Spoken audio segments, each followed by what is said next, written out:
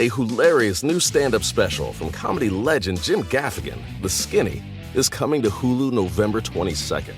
This Thanksgiving, see Jim in a whole new light as he gives you the inside scoop on everything from parenting teenagers to weight loss and gaslighting family members. For everyone in need of a happy hour, the new hilarious stand-up special, Jim Gaffigan, The Skinny, premieres November 22nd, streaming on Hulu. The holidays are all about sharing with family. Meals, couches, stories, grandma's secret pecan pie recipe. And now you can also share a cart with Instacart's family carts. Everyone can add what they want to one group cart from wherever they are. So you don't have to go from room to room to find out who wants cranberry sauce, or whether you should get mini marshmallows for the yams, or collecting votes for sugar cookies versus shortbread. Just share a cart, and then share the meals and the moments. Download the Instacart app and get delivery in as fast as 30 minutes, plus enjoy free delivery on your first 3 orders. Service fees and terms apply. Ask me, ask Iliza anything. It's time to ask. Ask me all your questions. Leave them in the Instagram comment section. Leave them on your Twitter or leave them on your Facebook. We'll see them, we'll read them, then we'll give you answers. You know it, I've got it. I've got the answer, you ask me. I'll tell you anything.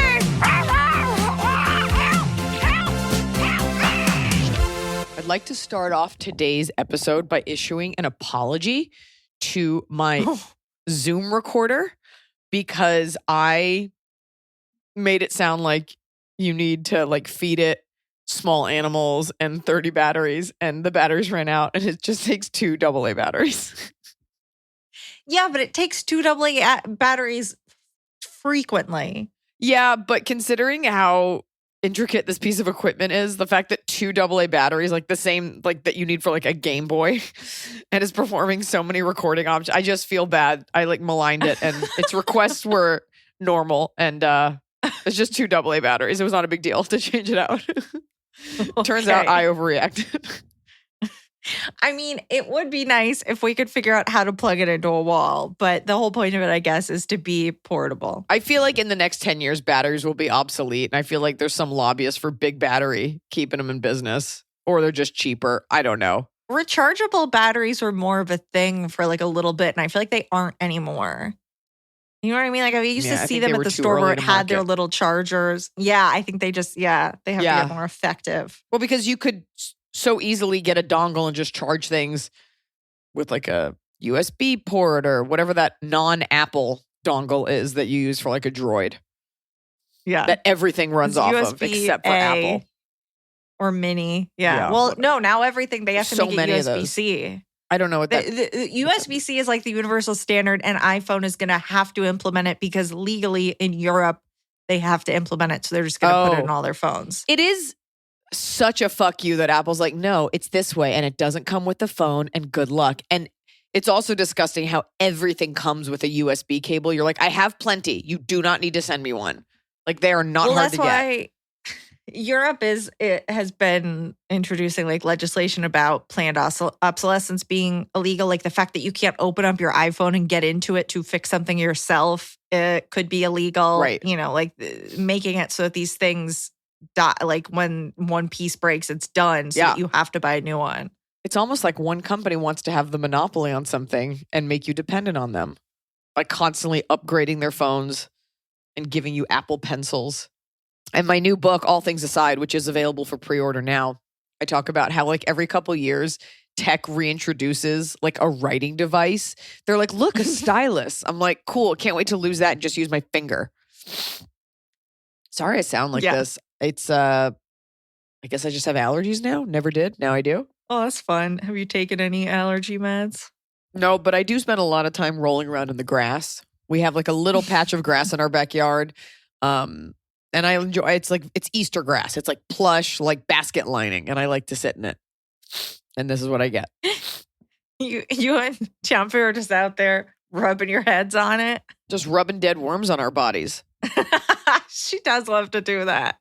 She does. I am very excited about this podcast, and here's why. Our podcast. Because I've been on the road a bunch recently, and people always write me cards and letters, and I now more than ever, I mean, I always read them, but I'm seeing a lot of people bring up Ask Eliza Anything, like as part of their routine or part of making them feel good. And it makes me feel good because, you know, you make this art and you do feel like to an extent that you're just throwing your life into a void.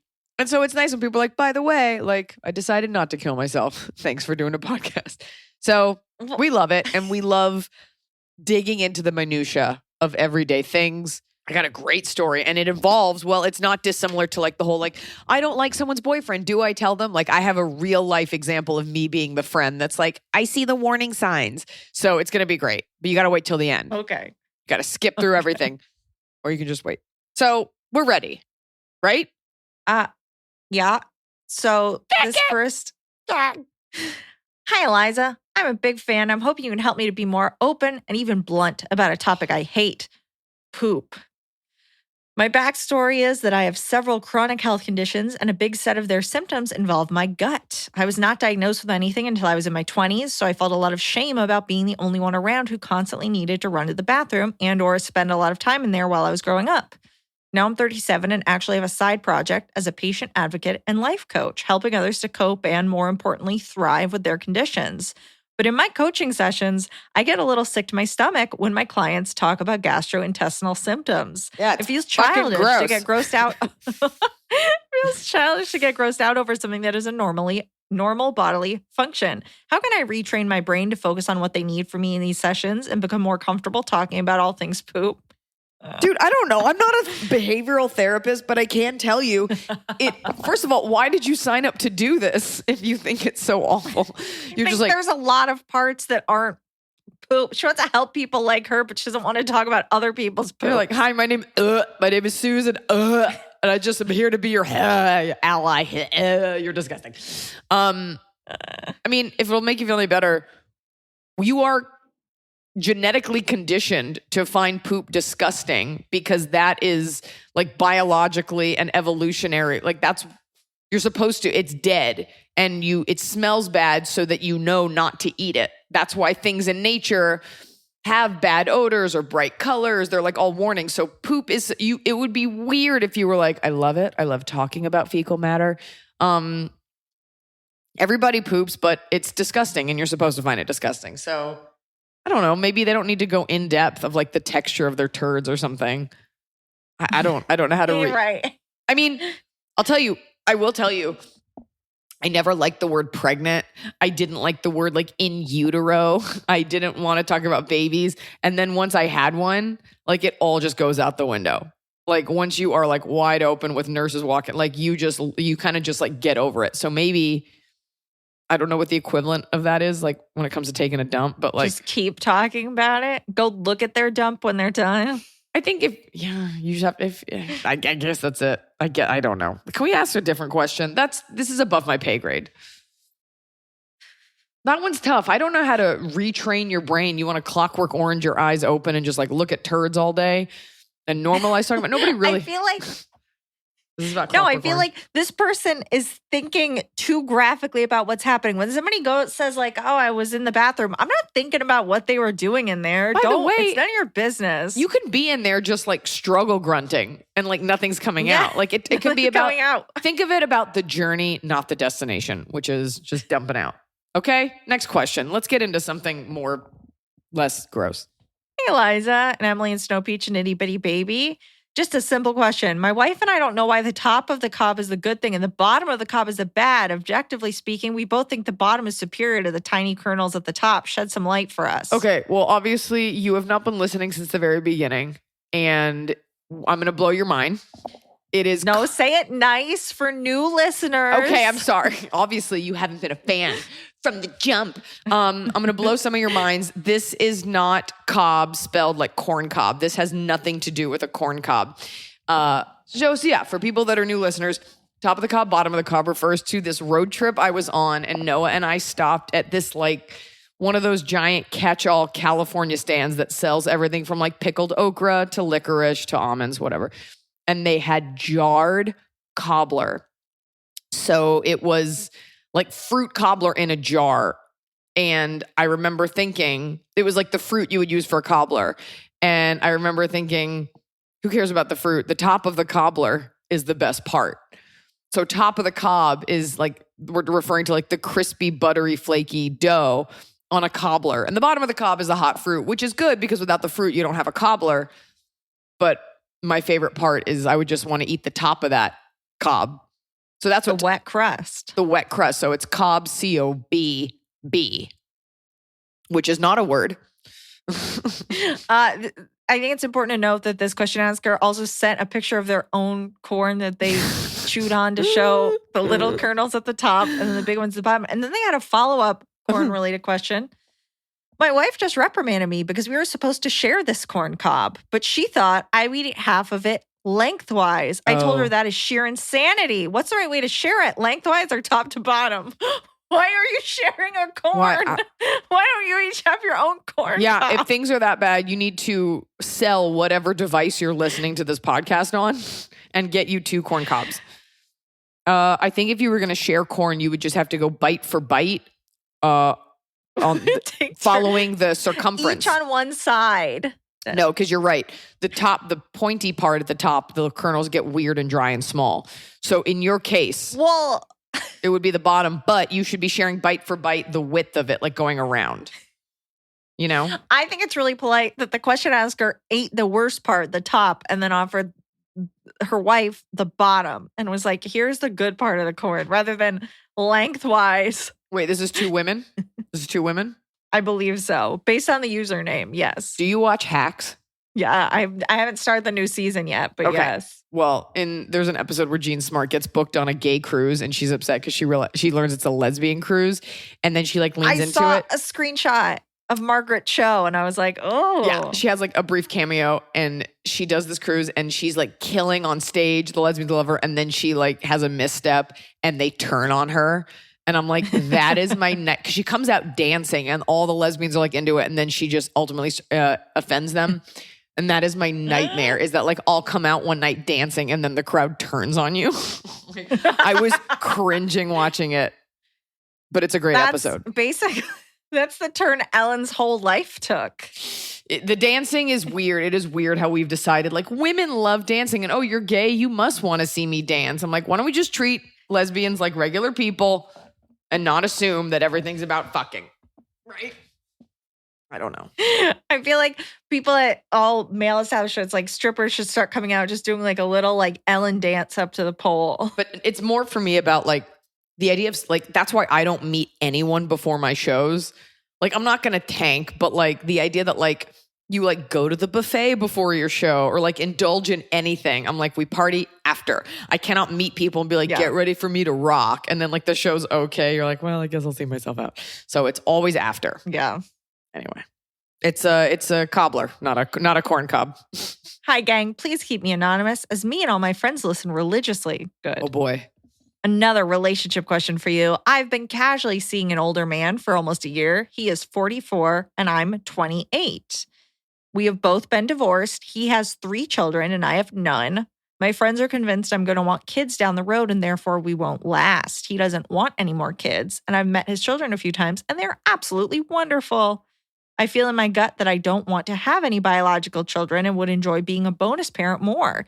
He and I are very happy and we spend every minute we can together every other week when his kids are with their mom. In your opinion, can a large age gap like ours really work long term? And do you think someone can truly not want biological children and enjoy step parenting? Love the pod. I've listened to every episode multiple times. Oh, thank you. Of course, especially for a second marriage. Especially in LA, which I don't know where you live, like it is very normal. First of all, 44 isn't that old. It's not like he's 56, which is not old, but contextualized with dating a 28-year-old perhaps. It's super stereotypical to be like, yeah, this is the divorced dad and he's got a younger new wife. That is the way of the world. And it's totally cool that you want to be a stepmom. Of course this can work.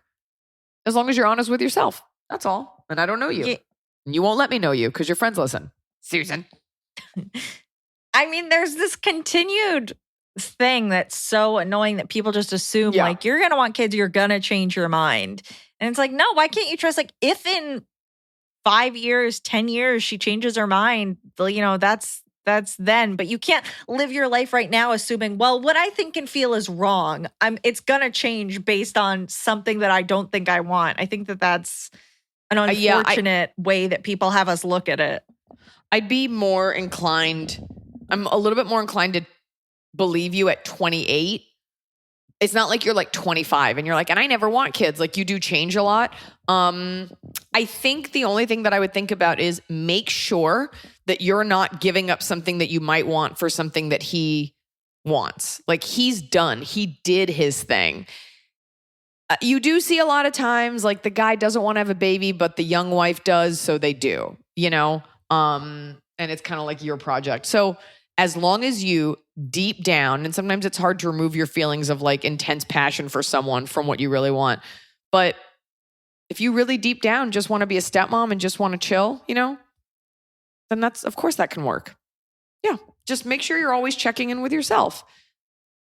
And by the way, in like 4 years, if you're like, I do want a baby, 28 is young, but you know, you're not a child, but you do want a baby. I'm sure you could get one out of him, whether by hook or by crook. But also, you have to take him at face value for what he's saying, just like you are. Like, he doesn't want kids. You don't want kids. If that changes, you need to let him know and not assume that it's going to be fine. Yeah, for sure. So open communication, but of course, relationships like that work all the time. I'm pretty sure it's what New York high society is based off of.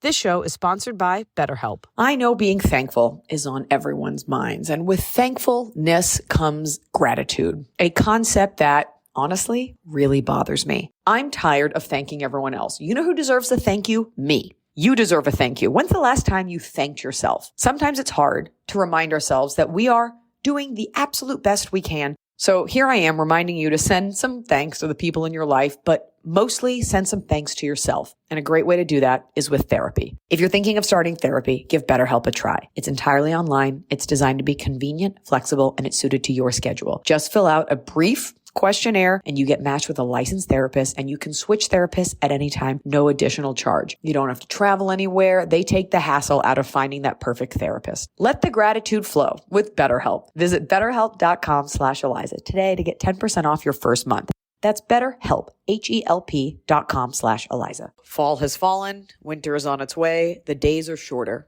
But just because, well, they feel shorter. And just because the days feel shorter doesn't mean your to-do list gets any shorter. You still have to power through your busy days. And a great way to do that is with nutritious food from Factor's no prep, no mess meals. At the end of a short day in the fall or the winter, the last thing you want to do is have to cook. Factor has got you covered from breakfast, snacks, dinner, anything in between. Factor has easy, nutritious options to keep you fueled, like their chicken Florentine with spinach and garlic chili cauliflower. You bet. That's what I want to make myself at the end of a day where I am exhausted and my husband isn't home. Whether you like routine or you enjoy mixing things up, Factor has you covered with 35 different delicious meals every week and over 60 additional convenience options you can add on, like keto cookies, pressed juices, and smoothies. And because Factor meals are chef prepared and dietitian approved, you're going to love not only Factor's meals taste, but also how they support your goals, even if your goal was just making yourself dinner. Head to factormeals.com/Iliza50 and use code Iliza50 to get 50% off your first box and 20% off your next month. That's code Iliza50 at factormeals.com/Iliza50 to get 50% off your first box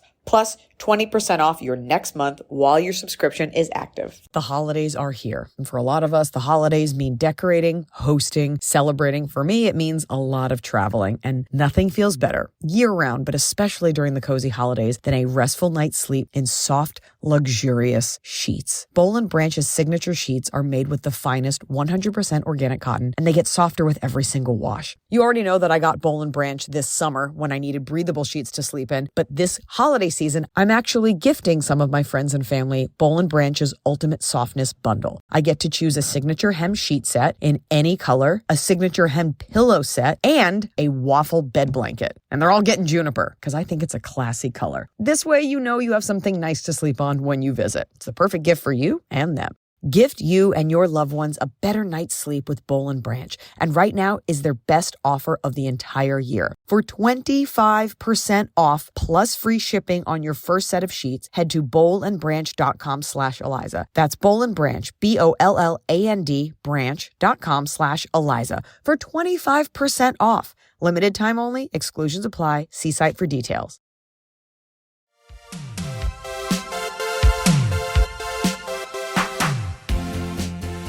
Hi, Iliza and crew. My husband's grandfather passed away a few years ago, and my husband has since taken over caring for his grandmother.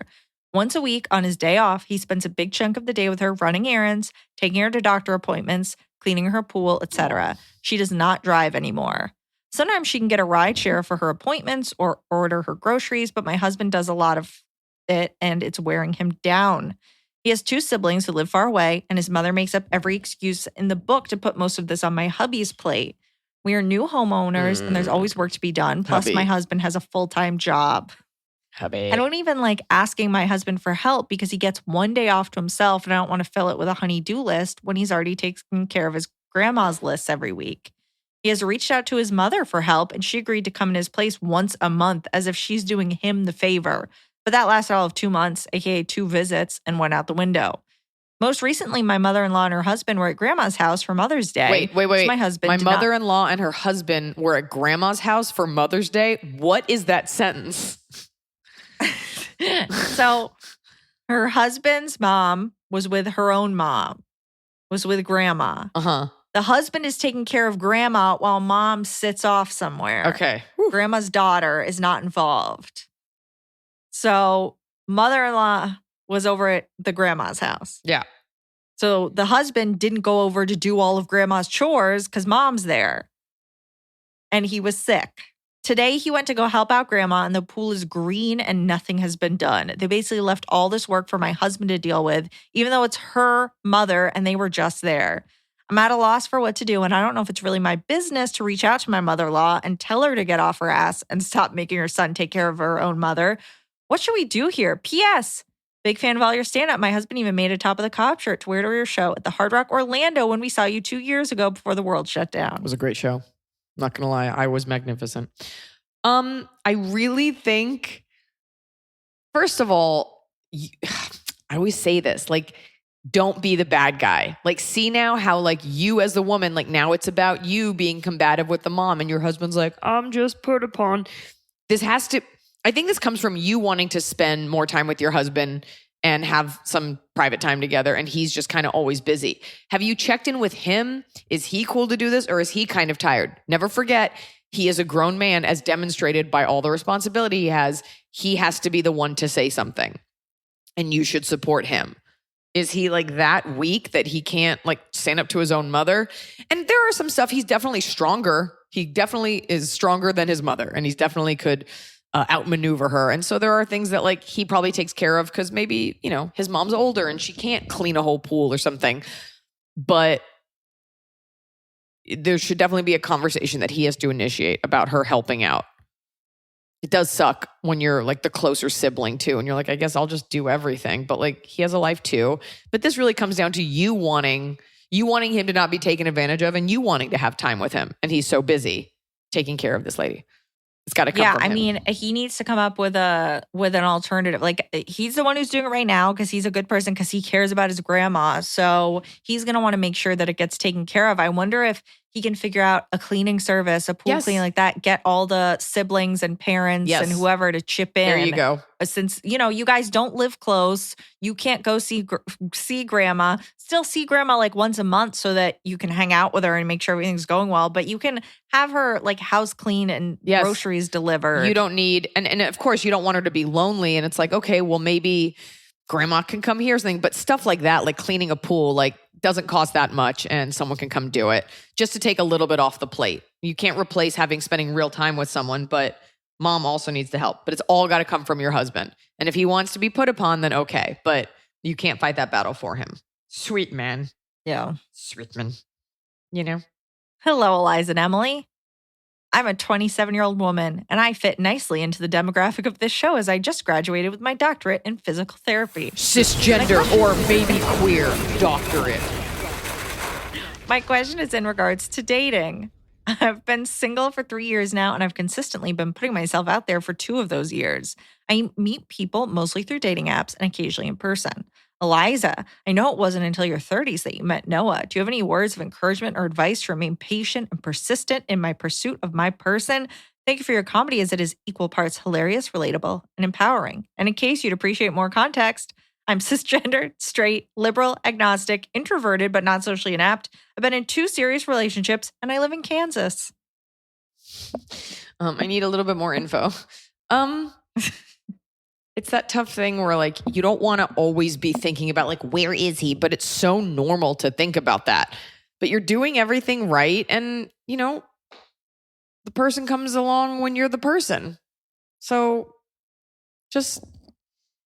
I don't want to sit here and tell you like, oh, just enjoy life and sit tight. Like you're ready to, you know, I get that you're ready to do it, but never forget that the universe is perfect and things happen. It is perfect. Things happen at the right time. Had I met Noah when I was younger, I don't know that I would have been the right person. I don't know if I was mature enough. So there's nothing you can do other than what you're doing. Yeah, I think the big key is the fact that you're actively on the apps and stuff, and that's really all you can do because it's like, it's not a numbers game, but you won't meet if you're not like on. I mean, it is. Yeah. So it's like, you know, you're on the apps, you meet people, and they either click or they don't. If they don't, you'd be like, all right, well, bye. On to the next one. You're putting yourself out there. You're not sitting around. You're doing your life, and I bet you this person shows up a lot sooner than you're going to realize. That's all. When the student is ready, the master will appear. Not that the dude that you're going to date is your master, but like when you're ready, then you're ready. I guess, I don't know. But I get it. It's frustrating because you're like, hey, I'm ready to kick this into high gear. Just make sure that you don't go out with the wrong person. You don't stay with the wrong person just because you want to be with someone. But in the meantime, have fun doing single things. Have fun going to those bars. Have fun picking out the perfect one. Picking out the perfect horse. But when you were on the app, you know, you weren't on it thinking like this next one's going to be the one. This next one's going to be the one, right? Like it was just when it was Noah, you were like, oh, okay. Look, I'm not going to sugarcoat this for you. Dating sucks. It's weird and it's exhausting. And, you know, ideally you're meeting some cool people out there, but they're just not right for you. Just make sure you're doing the picking. You're not letting someone pick you. And just be clear about what you want. You put that intention out there and that's what you get back. I was just like, I'm just going to do this and have fun and going to treat guys just as shitty as I feel. And then I did for a little bit. I was just like, I'm not going to answer these people. And then I met Noah and all of it melted away. And now we have a baby. You should tell that beautiful story to her one day. Now we have a baby with giant blue eyes, sometimes looks like an owl, and has the haircut that Al Pacino had in Scarface. And I don't know why her bangs grow in so spiky and short, but they do. Has she had a haircut yet or no? No. It's just, and it's beautiful hair and it's like kind of wavy, but in the front, it's just these like spiky, sassy divorcee bangs. And I don't know why they're so straight and everything else is so wavy. Don't your bangs do something weird? Oh, you mean my hair? Do you have a name for them? That doesn't grow in the front, my horn section? Your horn, yes. Is your baby have multiple horns? No, it's straight down bangs. Like, I mean, you guys can't see. Like emo? I've posted a picture of it. No, like look up a picture of Al Pacino in Scarface. And he's got these like weird, almost Dumb and Dumber bangs. That's what my baby has. And I don't want to cut them because I want them to keep growing. But she has like almost like a Kate Gosselin haircut. I'm looking at Al Pacino. Hold on. Yeah, look at Al Pacino. People can Google. They have an idea of what my baby looks like. I mean, in person, I'll show a picture of her. I just don't post it. Hey, guys. Congratulations on the house, Emily. Be careful about basement flooding if you have one. My question is about grief. Cool warning. I don't have a crawl space, so I guess I need to worry about that. Sure. My question is about grief. My Nona passed in November. I am gay and not close to my family and was very, very close to her. She was my best friend. I wasn't invited to the funeral and have lit my Yars Night candles. Your You site. know that word? Your site? Your site? Well, it's weird because Nona is Italian. YAHRZ. Your site? I only know in Judaism it's a Yort site candle. Maybe this person's half Jewish, half Italian. Anyways, go ahead. Or it's called something else. The second hit was Lady COVID said hello twice, last being in late December. What? I'm a gardener and have been unable to get up and down stairs. Finally this month, I can do it, but it's been a struggle. My wife has been supportive, but I'm sure the mental toll is also difficult. I have a daily cry, but how would you deal with this stuff? What's happening? You have COVID and you're weaker now and your grandma died and you didn't get to go to the funeral? Yes. Okay. No, just grandma died. She was her best friend. The rest of the family, this person doesn't feel connected to. And they also had COVID and now can't get tired going up and down stairs. I mean, that's a fucking bummer. I think you're asking me, like, how do I fix my life? First of all, related to that, they've gotten COVID twice and have limited physical capabilities now. Okay, that's awful. All this sucks. Yeah. You know what you should do is have your own little service for Nona by yourself or with your wife. I think you want like a little bit of closure. Like it would be really nice if you like wrote something to her, which you don't have to read out loud, but like you could get out. It really does help to write a letter, and it really does help sometimes to read that out loud. And you could have like a little tiny service, and your Nona will hear you wherever she is. And she's your best friend. And I think you're also sad because she's the only person in your family that you were close to, and now that person's gone. And this is a huge part of life. And I'm definitely not the person who should be saying that to people because my Nana did die, but it's not like I'm not that familiar with grief and loss. One thing at a time. You're letting things all pile up, right? So go for a walk, have a service for your Nona. The COVID thing fucking sucks, but you know what? Take it up with all the people who think it's not real. Fucking monsters. It sounds like you need to give yourself a break. It's a lot. Don't attach things to like the fact that COVID has made your body weaker.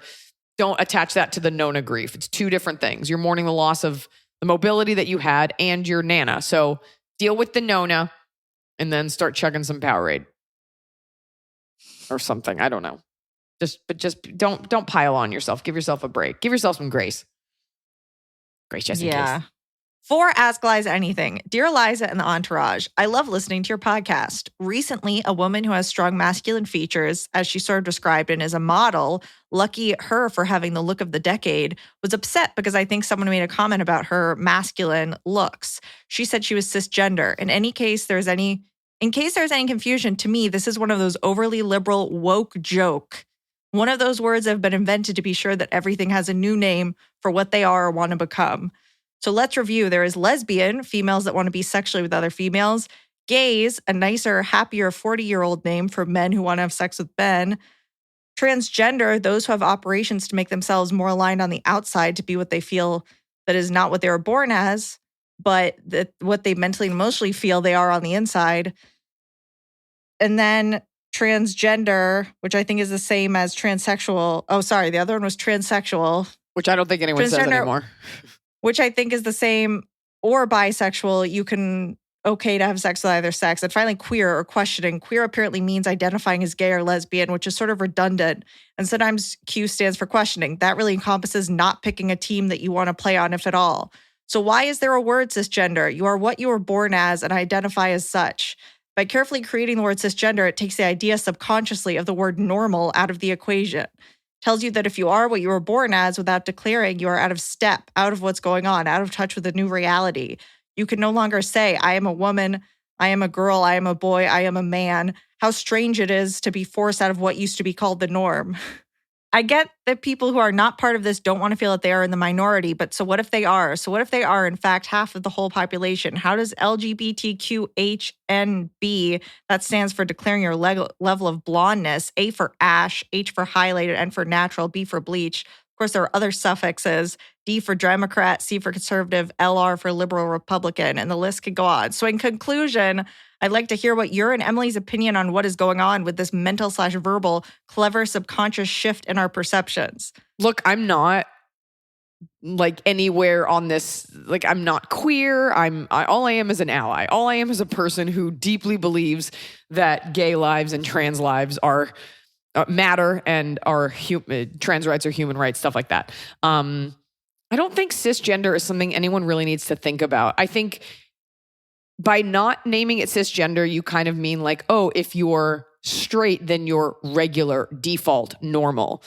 And who's to say that half the people aren't queer? Who's to say it's really hard to quantify? You don't have to identify as cisgender. You don't have to have that label. But it would make sense that if you were queer, you would have a label for what the other is. That's like saying, like, why do I have to say I'm white? When white is regular, and if you're African American, you have to say it, you know? So it kind of, Yeah. you don't have to say you're cisgender. It's no one's, you know, and you can just say I'm a straight person. That's okay too. It doesn't really matter.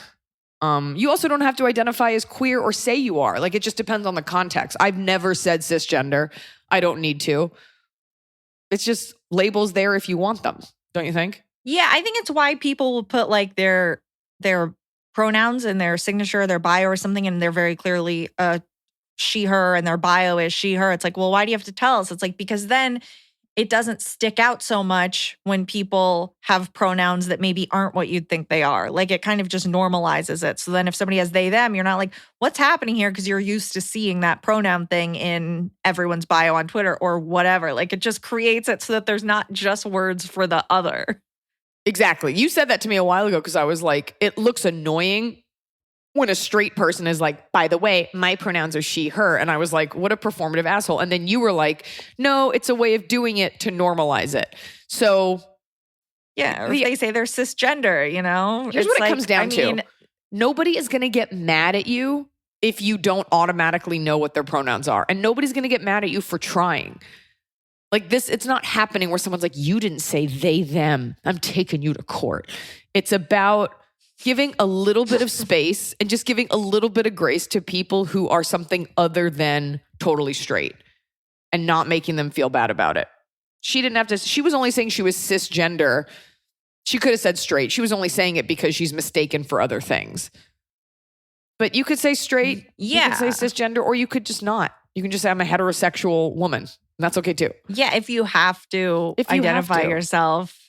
I mean, I think it also plays into the fact that like now people say like there weren't this many gay people before, there weren't this, there weren't that. It's like, well, but there were. No, people just didn't tell anyone. Exactly. So now as we like open up language, more people are actually thinking about, you know, instead of just thinking, well, I'm the default, right? Whatever that's been taught to them to be. They're like, oh, there are other things that I've been ignoring or hadn't thought about or whatever. It's not necessarily that they're being influenced to be something that they're not, but just that like they didn't realize that was an option, that they could embrace any thoughts in that I think it's direction. More, you were that. We didn't have a word for trans. And before that, people would say transvestite, which is so dated, or like cross-dresser. And it's like, but people have been doing that since the beginning of time. So the language is just ever shifting. People have always been queer. People have always been, that's like saying, not that these two are equated at all. I'm just saying, that's like saying, like, how come all these kids are autistic now? It's like, they probably always were. We just didn't have the internet before. Right. They say that about ADHD all the time. Why are we not saying it about white supremacists? Like, why are we not like, it's like they've always been there. We're just now identifying them as terrorists. Yeah. They just start chatting with each other on 4chan. That's like saying like, wow, black people really don't like white people and have a lot of opinions. Like, nope. Always has been this way, just now it is okay to say it, you know? So.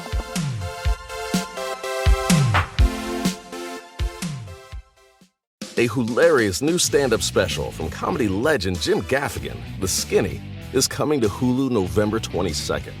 This Thanksgiving, see Jim in a whole new light as he gives you the inside scoop on everything from parenting teenagers to weight loss and gaslighting family members. For everyone in need of a happy hour, the new hilarious stand-up special, Jim Gaffigan, The Skinny, premieres November 22nd, streaming on Hulu. So finally, fall is here. I have been looking forward to it. I have had a hard year in a good way. You know, like I had a baby. I have been on a nonstop tour, nonstop traveling, and it's been hot. So I'm looking forward to, of course, pumpkin spice, everything, cooler weather, and slipping into a cozy sweater from Quince. I've talked about Quince before. Quince has beautiful leather jackets, cotton cardigans, soft denim, and so much more. All Quince items are priced 50 to 80% less than similar brands. Dressing expensive doesn't have to be expensive. Their clothing is beautiful, it's durable, it stands the test of time, and it's what I like to call a capsule wardrobe. I got an Italian wool cocoon coat that's one of those It's got like a European collar and it covers my butt so I can walk around New York City and not be chilly. And Quince only works with factories that use safe, ethical, and responsible manufacturing practices. Get cozy in Quince's high-quality wardrobe essentials. Go to quince.com/Iliza for free shipping on your order and 365-day returns. That's QUINCE.com/Iliza to get free shipping and 365-day returns. Quince.com/Iliza.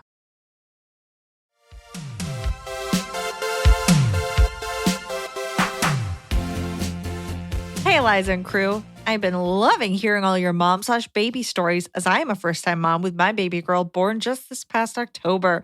There can never be too many baby/real-life mom shit stories.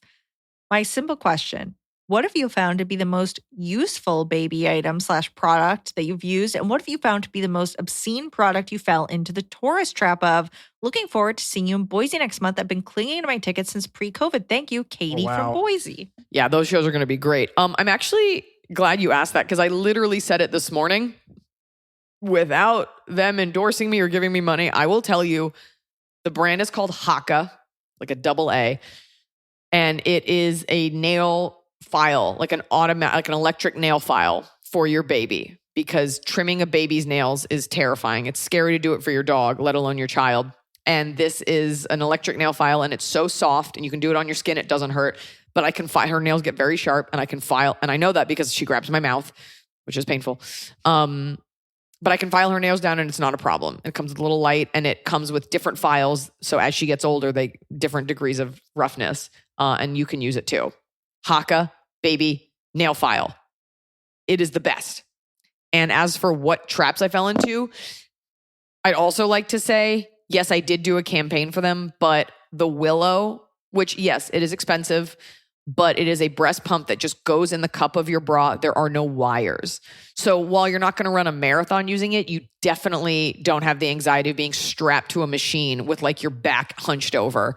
That gave me some autonomy. Honestly, everything else, like yes, there are baby wipes that work and sheets and stuff like that, but most baby products are a scam. Most of them are just poorly made, cheap things, just giant pieces of plastic that you get scared. I was gifted a ton of stuff. And I do have help. So my day in and day out with my baby is different than a mom who's doing it all on her own. And I own that and I don't feel bad about it. This is just my reality and it's something that I've chosen to pay for. But I do think the bulk of baby products are like, get this just in case, because when you're a new mom, you don't know what you'll need or what you won't need. And then 6 weeks in, you're like, oh, wow, she didn't need any of this. But you get scared and you don't know. So it's really, you don't know till you go. And then for the second kid, you just stick them in a drawer somewhere. But I will say that nail file and like we got this, your baby just needs somewhere to sit that's safe. And then now that she's a little bit older, she likes crinkle paper, which all babies like. It is simple what children need. You do not need the bulk of stuff. And you know what else I think is a scam? All of the baby bags and backpacks. I was gifted some beautiful ones, but it's like, yeah, or you could just put it in your purse or a regular backpack. And then they upcharge you because like, it's for a baby. And you're like, okay, who cares if it's pink? I'm just, it's all a scam. The crinkly things that the baby plays with, is it like little toys or like paper? It's like a piece of like crinkly cellophane, but it'll be like wrapped in cloth. And then the baby just likes to crinkle it. Well, I bet you could save money if you there are cat toys that have that crinkly stuff in them. You should get your baby some cat toys, real cheap. I know you like that idea of like our worlds converging. I think it's all kind of the same made in China garbage. Also, I bet they're cheaper as a cat toy. I can tell you the toys I give my baby, like little stuffed animals, like you see Tianfu eyeing it. Like, I'll just take that hedgehog that makes nighttime sounds. So we got to keep them separate. Tianfu will help herself to anything the baby has. And you know what? The baby's welcome to all of Tianfu's toys, as she should. Everything's fine. All of our mouths are in each other's mouths. Everything's fine. But just know most things are a scam. Most things are just like I was offered one of those baby carriers, like a baby Bjorn that you carry your baby in. And I have one that's cool. And then a company offered me one and they come in like cashmere and they're like $700. And I was like, thank you for the offer. I cannot wear this. Like that is an asshole move to even tag that. Yeah. So women in other countries like put their baby in a sack and throw them over their bag and they go back to work. Like You don't need all of this stuff. There's a fragility and like white birth where we're like, oh, you'll need all of these things. Yes, some things make your life easier, but for the most part, it's just going in a landfill. Mm-hmm. Anyway. Hello. This is my first question, but I'm a longtime fan. War paint is what got me, LOL. This might be long. I'm 26 and I'm a pharmacy student. Pharmacy student. War paint. And I have about 1 year left. I'm in a serious relationship with the nicest human, and it's been about 1.5 years. He's incredible, and we're planning to get engaged in the next few months before I graduate. However, I don't always feel 100% about it or ready. I still love my ex, which is part of the problem, but we were long distance, and I know that's not a realistic love. He texted me 2 months ago, and that's when the doubt started coming in. The person I'm with now and I spent so much time together, so I know I'm out of the honeymoon phase. But is it normal not to be 100% ready or sure that I should marry this person? I know he treats me so well, and my family and friends love him. So am I the problem? LOL. I can't help but think I have some more growing to do. Also, my ex just texted me to say he hopes I'm doing well and that I'm happy, not asking to get back together or anything. No, first of all, your ex, that's annoying. Like he's keeping a door open. It's kind of selfish, but I think you have some feelings you need to explore with that. And you're totally right. Good for you. You do need a little bit of growing. That being said, you said what was the background? Your ex doesn't live near you. What was it? It was a long distance relationship. And they broke up, and she's been with this new person for 1.5 years, but she still loves the ex. First of all, you still love the ex because it was long distance. So you didn't have day in and day out with that person. I always say this. When something's long distance, it's kind of like a honeymoon phase. So it's super easy to romanticize your time with that person. Also, like, remember the reasons you broke up. This person is not real. They do not live near you. And it's easy for him. Like, he's having a drink. He's like, I'm just going to text Sheila. So it's kind of selfish. And if he really cares about you, he won't do that, or he would have fucking manned up and moved to you. I think you don't have to rush into anything, but I think it's good that you're keeping yourself honest with these thoughts. In a way, you might marry this person and love them, but like, think about your ex from time to time, and that's okay to do too. But you have to make sure that you're with this person because you want to be with them, not just because you can't be with the ex. So give yourself a beat. That's what I think. And when your ex texts, you're going to get butterflies. You're going to be like, oh my God, hey, how are you? Whatever. I would just think about the reasons you broke up. And also make sure you're not wasting this person's time. 1.5 years is a long time to still be like, oh, like, here's my question to you. If your ex showed up today and was like, I'm moving back to town, I'm moving to your town, and I want to be with you, would you do it? And if so, sounds like they would. Yeah, you might want to be kind and let this person you're with go. Or grow up, cut out the ex, and focus on to see if this person is the right one for you. Yeah, I mean, how would you feel if you found out that he was kind of like, I don't know if I want to marry her, but she's nice to my family. There you go. I guess I'll do this because I can't get something else. You also do not have to choose one or the other. You could choose the third option, which is neither. So keep asking these questions. Good for you. Mm-hmm. Hi, Iliza. I've been a fan of yours for years and go see you whenever you're in Nevada. Thank you for always making me smile. Here's my question. Wait, can I just say one thing? Hopefully you'll come see me in July. I'm doing July 4th weekend in Las Vegas, which is in Nevada, and October. We got 2 shows both times, and they're at 10 o'clock, which is very hard for me, but I do it for you. And my whole family's coming. At the Mirage? And they at the Mirage, and they like to go to a cabana, and I don't because it's too hot for me. So I'm going to go get my ears pierced somewhere, and I'll meet up with them for dinner. I have an appointment. Okay, good. This year has been the hardest for me so far. In January, my mom was diagnosed as psychotic, and I had to be the one to tell my dad and sister that she is an alcoholic after finding all of her stashes during her hospital stay. I've not seen her since her hospitalization, and the rest of my family does not know what is going on. My friends do not know what to say or how to ask, and I'm really struggling. Do you have any advice? She admitted that she's been drinking for over a decade and doesn't remember a lot, including using me as the family scapegoat and consistently bullying me. Feeling incredibly hurt and disconnected and do not know how to move forward. Your advice is greatly appreciated. Thank God this podcast is sponsored by BetterHelp. I would find a therapist ASAP because I'm not qualified. What's the question though? So they're asking advice on dealing with it. So it sounds like, okay, so we can't deal with your relationship with your mother. That's something that is going to take a professional. I think it sounds like you had to tell your dad and sister that your mom was an alcoholic.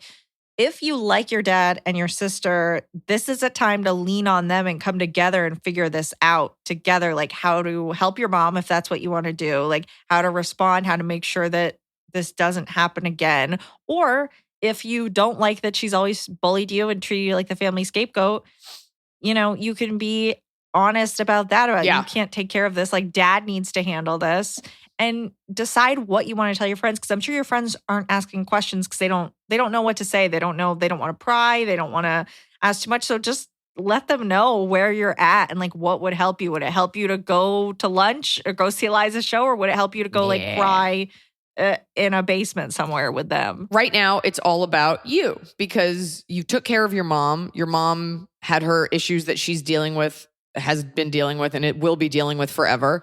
So how do you make yourself whole? Is this a conversation you need to have with your mom where you like have a come to Jesus intervention? You're allowed to say to her, here's how your behavior has affected me and hurt me.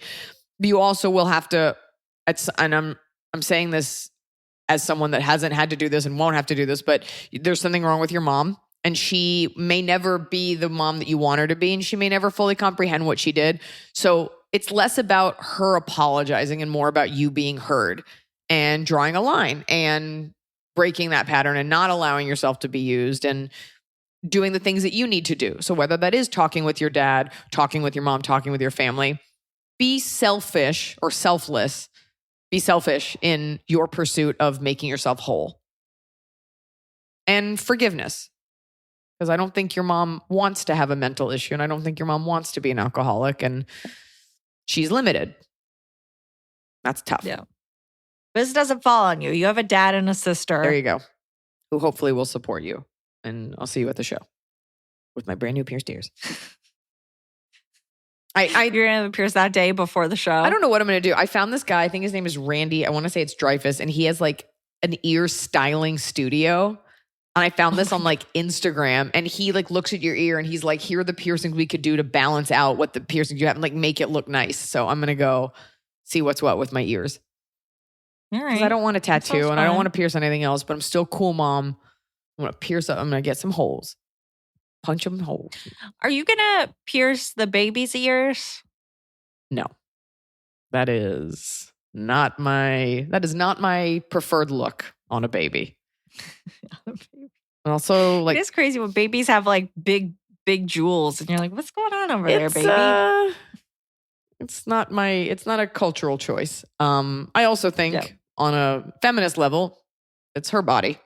And while I won't let her get a tattoo at 14, that is her choice, which she'll want, and we'll go together, but I'm not going to do that to her. It's not the look we want. You can go to Claire's. Yeah, if malls still exist. Or we'll get them pierced in the metaverse. Do I have a conundrum for you? Hi, Iliza and crew. I am in between a rock and a hard place. Context. My husband's best friend, mid-30s, is engaged. The fiance is a 20-something from Brazil who is here in the U.S. on a work visa. They met online while he was in a relationship. Oh, boy. Long story short, he cheated and dumped his girl for the Brazilian. Sure. They went from 0 to 100 quick, living together, and he even paid for her breast augmentation using credit cards that his parents still pay off for him. Oh, God. The problem, he's been cheating on her as well. Bugging his interns that work in his office, and she has strong suspicions of what's going on. As her friend, do I tell her? The wedding is coming up, but I don't know what to do. My husband is not on board with telling her and even gave his friend shit for being a horrible human being. I want to tell her, but should I? Thanks for listening, Anonymous. Oh, my God. First of all, that took several turns emotionally because I was like, this girl's a scammer. And now I'm like, oh, no, the scammer is scammied. Oof. You know what? Is there a way to just opt out of all of it? Like, he's putting you in such... Well, that's so shitty that you know that he's cheating. Does he, like, brag about it? She probably knows through her husband, but she's friends with the Brazilian. Tell your friend. That's so fucked up. Before she gets, like, a marriage visa and they gets, like, kicked out of the country, she needs to get her ducks in a row. She needs to figure out if this is worth putting up with to live here or if she wants to go back to Brazil. I mean, it's not your secret to keep. And part of me is like, maybe she'll marry him anyway, just so she can get, I don't really know how that paperwork works. Like once you're married, does it matter? I don't know if you have to stay married or whatever. Part of it is like, yeah, girl, like this guy cheated on his girlfriend with you. And like, yeah, that doesn't always mean you're going to do it again. But I always say that, like, if he did it to the last one, why wouldn't he do it to you? I would be so grossed out to have him he paid for the breast augmentation with his credit cards that his parents paid for. It's like, oh, your parents bought this for me? Look, all of these people seem not great. Like she seems not great. He seems not great. Part of me thinks she kind of doesn't care because she's clearly, and maybe she does love him. What is not fair is that it's not on you. And what's really shitty, like let's say this girl is a good person and she loves him and she just wanted to get a boob job, which is fine. And it's on him that he doesn't pay for it, whatever. These people are not of quality. However, that is going to take a toll on her when she finds out everyone knew he was cheating on her but her. And she's going to hate you. Just say something. Be like, he absolutely is. And you need to decide. Just put it on her. Nobody can be mad at you. And maybe she'll say, oh, yeah, I know. And then you won't have to worry about it anymore. Yeah, at least like not as a woman, you don't want to contribute to her being gaslit. Like she's like, I think he's cheating on me. And you're like, I don't know what you're talking about. It's not on you and your husband. And this shouldn't even be a thing. Like this guy's a piece of shit. So it's not on you to uphold that. Yeah. And if she's like, I think he's cheating, I'd be like, I think he is. And here's why. So I want nothing to do with this. Yeah. Ugh. Oh God, I don't know. That's always tough. Like, do you say anything? Because it's not your best friend, it's your husband, but whatever. She also doesn't strike me as the kind of girl that would keep the secret. If you're like, he is cheating on you, don't tell anyone I told you. She'll be like, she'll just out you. I don't know. Oh God. This friend is such Maybe he should have hidden it better then. Yeah, why do you have to be friends with it? Just remove yourself completely. Yeah, I don't know. It's not on you. So if she does know and you lead her to that conclusion, like that's his fault for being shitty. This will become your fault, but it's not your fault. Yeah. Yeah, say something. Yeah, fuck it. Blow it open. Let us know. Let us know what happens. Okay, go ahead. Hello there. I have a question regarding a bridal shower. I'm a bridesmaid in my cousin's wedding happening later this year. The maid of honor requested $200 from each bridesmaid to pay for the shower. This was a lot for me because I'm in graduate school and I'm barely making money right now, but I paid my contribution feeling like I had no other choice. I got the invitation for the shower and it mentions that the bride does not want gifts, but instead has a honey fund we can make contributions to. Am I expected to give a gift for the shower as well as a wedding gift? I've never been a bridesmaid before, so I'm not actually sure what the protocol is. I know I should get a wedding gift, but would it seem cheap for me to consider the $200 I put towards the shower my gift? I would very much love to hear your thoughts on this. Thanks. That's tough. Because you're a bridesmaid. It's tough. So she asks, okay, right. No, I hate to say this, but this is part of being in the bridal party is you're throwing her a party. And she did the budget. Thank God you're not being asked to be the maid of honor. Or like most of our listeners, you're the only person throwing the party because the bride has no friends. It is part of it. Like you contributed to that. Look, at the end of the day, I don't want to sit here and be like, $300 isn't that much money. You can start an OnlyFans account. It's not that much money in the grand scheme of things, but $50 is totally okay for a gift. So unfortunately, monetary contribution is expected when you're in the bridal party because it's her wedding. And, you're collecting $200 from each girl. At the end of the day, you probably get $1,000 and that pays for dinner and like a night somewhere. And this is just what it is. You don't have to break the bank to give a gift. $50 gift card to Target, You don't have to give a gift for the bridal shower, right? It's the money you're paying. Correct. You're not giving, no one gives gifts for a bridal shower. $200 for a bridal shower, $50 for the wedding, and you're totally covered. Wait a minute. Bridal shower or bachelorette party? I think it was bridal shower. Hold on. Okay. So you do have to give a gift for the bridal shower. What? Yeah. It's like just girls. Like, remember I did mine on the roof, but yeah. And one person threw mine. So in this case, but you could give something very small. Okay. Like thongs are not expensive. $200 from each to pay for the shower, bridal shower. So you have to give $200 for the bridal shower, then a bridal shower gift, then in cash because they have a honey fund, then a wedding gift in cash. No. Okay, look. Not doing that. Okay. You are contributing to the bridal shower. So they're going to buy whatever, a table at a cabana, at a poolside thing, whatever. And then you have to give 2 goats for the dowry. You can give her for her bridal shower gift. It could be a candle. It can be. No, she has a honey fund. For the shower, it mentions the bride does not want gifts, but instead has a honey fund. She wants honey fund for her shower. But that's even more perfect because now you only have to give 1 gift. If it were the other way, you'd have to give her bridal shower gift, which is usually like pajamas or like a dildo.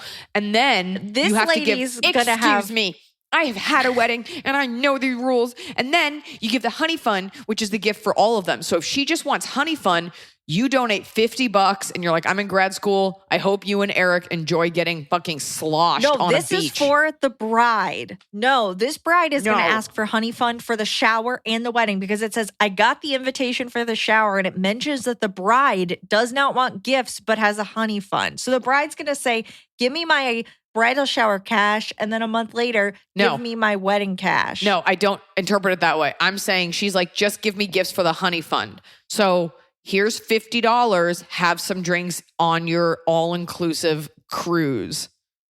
That's it. Okay. Give them $50. And if they send you that honey fund link again, no, you already gave it. I'm saying she's helping you out because she's saying, I just need the 1 gift. So you don't have to buy her like a rose petal encrusted thong and 6 drinks for her and Jonathan at a resort on a beach in a lake. But yeah, this is part of it. And it sucks because, you want to have this talk and be like, look, I don't have any money. I'm sure they still want you included, but you just give what you can. There's no expectation. I have friends who don't have a ton of money and I never looked at any gift and was like, you only sent 1 t-shirt for my baby. So you're lucky because you only have to do the 1 gift, which is how I'm interpreting it. Okay. Well, I'm interpreting that if they ask for 2 gifts, just give them 1 and they can suck it. Yeah. Be like, I'm in grad school, I don't have any money, and they're fine. So yeah. I already paid you. $20 to drinks. That's 2 drinks in a very poor country. Top of the cob. It's the top of the cob. We're doing it right every day. You just take a bite. Top of the cob. My bottom of my cob is this. A friend was over and she was telling me that she met a guy and I was like, great, you're great. You deserve a great guy. And she starts telling me about him and he sounds cool and he works in finance. And I'm like, And then I was like, how long have you been seeing each other? She's like, about 2 months. And I was like, are you sleeping together? She's like, yeah, we have. And I go, cool. Where does he live? She tells me. And I was like, have you seen his house? And she says, no. And I started getting hot because it starts to sound like my story. From my movie Good on Paper, which is a true story. And I was like, why haven't you seen his house? Because I'm like, there's no way. And she goes, well, we were going to, but he said, and then she gives this weird excuse about the housekeeper. And I'm like, that's an oddly specific excuse that no one would question except for me. And so my face just dropped and I'm like, okay. And she's like, what? So I tell her my thing. She's like, oh my God. Yeah, I should see the house. She's like, we're going next week. And I'm like, are you? And she's like, the other thing is she was like, he's not great with texting. And I was like, everybody's good with texting. And she's like, he's out of town. 80? He's out of town right now. And I'm like, are you sure he's out of town? So I start to get nervous for her, not wanting to scare her, but just oh my God. So she leaves my house. She's like, it's fine. She's like, we have friends in common. And I'm like, that's fine then. I did not have that. And if you have friends in common, great. Yeah. So she leaves. Noah and I are watching TV. She calls me and I'm like, what's up? She's like, I am sitting in front of my house Googling him now because I'm scared. And I was like, no. It's not the same. You have friends in common. She's like, but we really don't. They're mild acquaintances and they didn't go to school at the same time. And I'm like, okay. So we Google him. I'm like, his bio and picture are across multiple sites. He is, I was like, that's not the same issue. He is who he says he is. She's like, but where's the house? I can't find it on Google Maps. So I'm Googling it. I'm like, I see where it is. And I was like, do you want to drive by it? And Noah is like, no, do not do that. That is crazy. I'm like, fuck crazy. We're going. And then Noah said this thing. He goes, never forget that Iliza and I are married. So whatever you're going through now is a hobby for us, but let us know. Anyway. I was like, we can drive through right now. Anyways, so she sorted it all out, but in Googling him, even though this guy's a sweet guy, she found out he said he was 43, but he's really 46. And there is a difference. It's the problem is that he lied. Like that's the difference. That's so weird. But now we don't think he lied. She was like, apparently like dating apps will mess with your age to make sure that you connect with more people. That's what she said. And I'm like, what? Or he didn't. I don't know. I got to get clarity. But I got like 1% of me was like, ooh, here we go. But I'm really glad everything's okay. But I definitely was like, what do you mean you haven't seen the house? So is that your top of the cob? It was my bottom of the cob that I scared her. I didn't want to scare my friend. Oh. I mean, I think it was not unwarranted. Yeah. What Natasha Henstridge related bottom of the cob do you have? My bottom of the cob is actually, so I'm into Oreos now, and that's my hobby is we try different Oreos, and I have my little glass of milk, but we're coming up on June, which means June is when all the companies do like fake allyship, and there's just suddenly everything has a rainbow on it, and then they don't do anything the rest of the year. So I got this ad for gay Oreos, for Pride Oreos, June Oreos that are heart-shaped with rainbows that literally have like affirmations written on them, like, I would go to a march with you. Like that was one of them. And I was Give like, it to your dad. This is not... This is just like, I don't know. It somehow like perverts the messaging into like, we're going to sell you heart-shaped Oreos with little things that people wish that their homophobic parents would say to them, and they could read the Oreo package. And then there's a blank part on the package. They're like, write your own message and gift these Oreos to someone in your life who needs it. And I was like, this is so dystopian and awful and weird. But I do a little bit want to eat the heart Oreos. So eat the heart Oreo, but also it's like, hey, I know that your parents kicked you out of the house when you were 15 for the way that you were born and you've been gay bashed, but here's a sleeve of Oreos. That being said, let me just say this. Of course, corporations are evil, but you don't know. And I could be wrong. Like, you don't know who Oreo donates to. Like, you don't know. Right. The problem is less with them specifically and more that every company in June is like, it's very performative. And like some of them are good. And like, I'm sure Oreo is good. And the fact that, because this is like the most like weirdly like quote unquote kind version of it. It's just so over the top. That's like, I don't know you. You're a brand. Don't tell me you're going to march with me. Like, it's very weird, but they might be totally fine. I'm just like, oh yeah, we're going to suddenly get a bunch of rainbow food this month. It is weird. And I will say it's going to make that one fecal therapist job easier when like your poop's rainbow. That's kind of fun to talk about. It is weird, but like imagine you're like in charge of like the Pride think tank at Oreo. And it's like, what do we look? We've got 2 chocolate wafers, cream, and a plastic package. How do we make this gay friendly? So they're doing their best. That they went heart-shaped and rainbow. They didn't just do rainbow cream or heart-shaped. They're like all out. But those Lady Gaga Oreos were absolutely foul. So I'm worried about their food dying. So we'll see. We'll see what happens. Yeah. Seldom does like added dye make something taste. Ooh, red dye. Crushed up bug. Yum.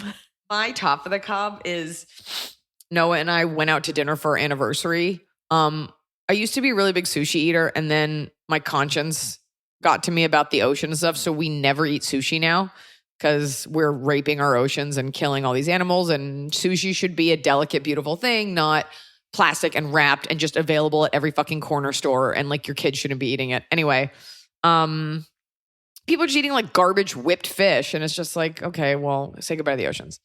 So I eat sushi like never now, but we went out for sushi to a nice place. And they do wine pairings with the sushi instead of sake, which is great. And they started it with like a glass of champagne. And I never drink champagne because I'm like, it's too sugary, whatever. But I tried some delicious champagnes. I should get you the names of them. I could share them that are, expensive, but they're not like the traditional like Veuve Clicquot or like Chandon or whatever. And they were outstanding. And I was like, oh, I see why people like champagne now. When it's really nice champagne, it really makes the night perfect. That's all. I had some nice champagne. I felt real good about myself. The world is crumbling, but I had some nice champagne. Hello. That sounds nice. Yeah, you'll have to share with our listeners what brands it is that aren't just those same 2. Yeah, I gotta. Okay. Anyway, go ahead. I don't have it with me. My top of the cob. We can report back. Right Up the Cob is, I forgot how much I like really good sci-fi. Like I used to read a lot of sci-fi books and stuff, and I started Severance very late, and I'm like 7 episodes in. So I'm like, good. I love this kind of like, this kind of mystery. And I just heard Stephen King really loves it. I'm like, God, I haven't read a Stephen King book in a while. I just feel like when I'm watching, everything I'm watching is like a reboot of a reboot, Marvel, something. It's so exciting to see something like new with characters I haven't seen. Like Patricia Arquette's character is not something I've seen on TV before. And I'm just like, oh, it's so, to have like, oh, I have 2 more episodes. And I'm like, we have to watch them. My mom goes out of town tomorrow. So I'm like, we got to watch them today. We watched 1 this morning. We have 2 more. We got to get them done before she leaves. Careful. You want to savor them. For those of you that are listening, I highly recommend Severance on Apple TV. Steal a password from someone. I'm almost That's what I did. It is science fiction, but I'm not a sci-fi person because I always think like aliens and like space. It's more like dystopian. I don't even think it's fiction. I think this is like a very real thing that could happen, but it's a great show. This is that specific area that like, the reason that you don't see it that much, it's kind of like Ex Machina really hit that for me. It's like a very, I don't know. I think it's also why it's kind of into Stephen King, but it's not horror, but it is. It's like a thriller. It's tense. So it just, there are very few things that pull that off well. Speaking of Ex Machina, what's the director's name? Alex Garland. So Noah and I went to Did you see Men? Yes, a screening of Men, which is out now because it came out. It came out yesterday. So out on the 20th. So whatever. Alex Garland did. He did Ex Machina, and then there's one other movie he did. Annihilation. Annihilation with Natalie Portman. Also very good. Not as good, but good. So if you're a woman, this movie, I would not classify it as a horror movie because, spoiler alert, ultimately nothing horrible ends up happening. It is more suspenseful.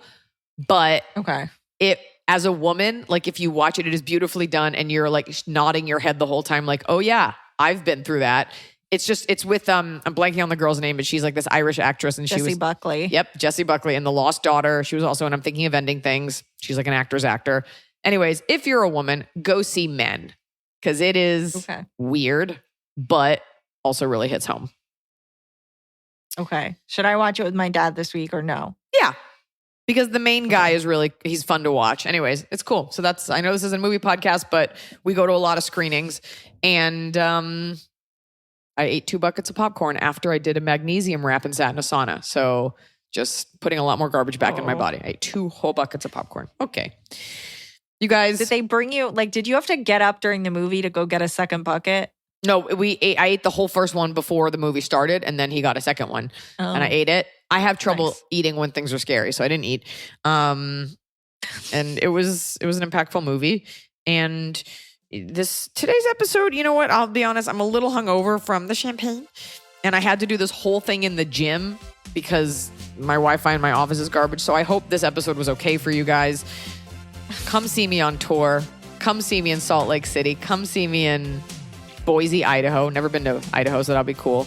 Got a lot of dates added coming up. Iliza.com/tour.